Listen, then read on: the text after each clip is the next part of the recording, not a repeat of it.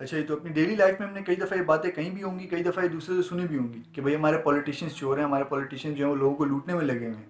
हमारे जो हैं प्राइवेट हॉस्पिटल्स जो हैं वो लोगों को लूटने में लगे हुए हैं। उन्होंने अपनी इंटेंशन जो है वो बदल ली, लोगों को सेहत देना उनकी इंटेंशन नहीं है मेन। अब उनकी इंटेंशन ये है कि हम किस तरह ज़्यादा से ज़्यादा पैसा कमा लें। और ये जो प्राइवेट स्कूल, यूनिवर्सिटीज़ और कॉलेजेस के जो ओनर वगैरह हैं, ये भी हम लोगों को लूट रहे हैं। ये बातें वो हैं जो हम शुरू से रोज़ सुनते हुए आ रहे हैं। तो भाई ये सब लोग गलत हैं, लेकिन अगर कोई ठीक है तो वो हम लोग ठीक हैं। अब हम लोग इतने ठीक हैं, कुछ दिनों पहले जिन लोगों को कोरोना हो गया था, जो लोग रो रो के दुआएं मांग रहे थे कि बस हमें किसी तरह हमारी ज़िंदगी बच जाए, हम बच जाएं बस, वो लोग अब जब कुछ दिन बाद ठीक हुए और उनको ये अपॉर्चुनिटी मिली कि वो अपने प्लाज्मा दे के दूसरे लोगों की हेल्प कर सकें, तो वही लोग जो है वो अपना प्लाज्मा 2-2, 3-3 लाख रुपए का दूसरे लोगों को बेच रहे। लेकिन अभी भी हम गलत नहीं हैं, अभी भी हम गलत नहीं, हम ठीक हैं, ये दूसरे लोग गलत। अभी कुछ दिनों पहले कोरोना वायरस की वजह से लॉकडाउन लग गया था मुल्क के अंदर, तो उसकी वजह से काफ़ी लोगों की जो है वो जॉब्स वगैरह चली गई। अब जो एनजीओज हैं वो लोगों ने अपनी मदद आपके तहत सोचा कि हम गरीब लोगों को राशन जाके देंगे जो कि जिनकी जॉब चली गई और जो अफोर्ड नहीं कर सकते।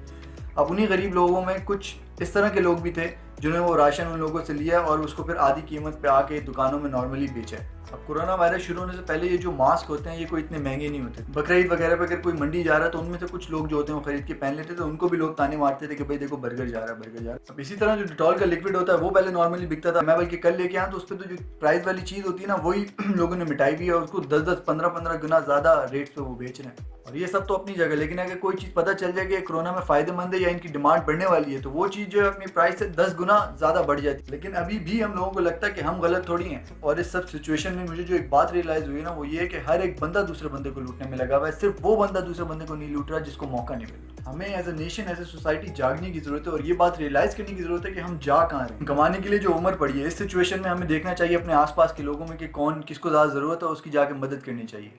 क्योंकि इस सब सिचुएशन में भी अगर हमने सिर्फ अपना ही सोचा ना तो फिर हमारा कुछ नहीं हो सकता, अगर हमने सिर्फ अपना ही फायदा सोचा। लेकिन ऑन द अदर हैंड पांचों उंगलियां बराबर नहीं होती। इन सब लोगों में इस तरह के लोग भी हैं जो आपको खुद कह रहे हैं कि अगर आपको प्लाज्मा चाहिए तो हम आपके खुद हमें मैसेज कर दें, अपना एड्रेस, अपना नंबर दे दें, हम खुद आपके घर पे पहुंचा के जाएंगे। ऐसे लोग भी हैं जो कह रहे हैं कि अगर आपके पास राशन नहीं तो हमें बताएं, हम आपके खुद घर पे डलवा के जाएंगे। अभी कुछ दिनों पहले मैं कार वॉश करवाने गया तो दोपहर का वक्त था, तो मैं कुर्सी पे जाकर बैठ गया छाऊं में, तो वहाँ पे मेरे पास एक आदमी आया। अब वो आदमी बिल्कुल बुखलाया हुआ था, उसकी शक्ल वगैरह और सब कुछ जो है ना हुलिया अजीब सा हुआ था।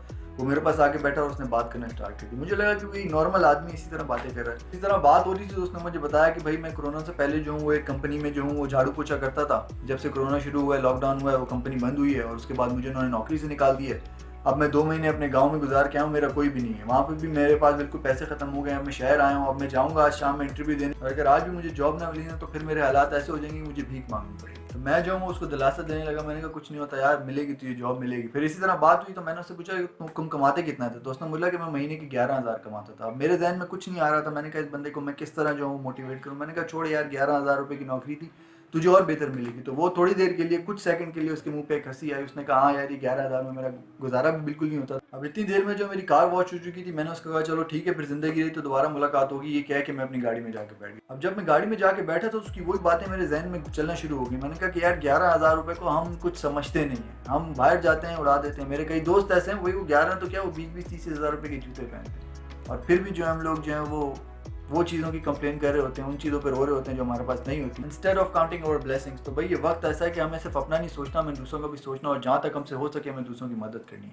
That would be it for today. Thanks a lot for watching, और आप सब लोगों से मुलाकात होती है किसी अगले ब्लॉग में। जब तक के लिए खुदा हाफिज़।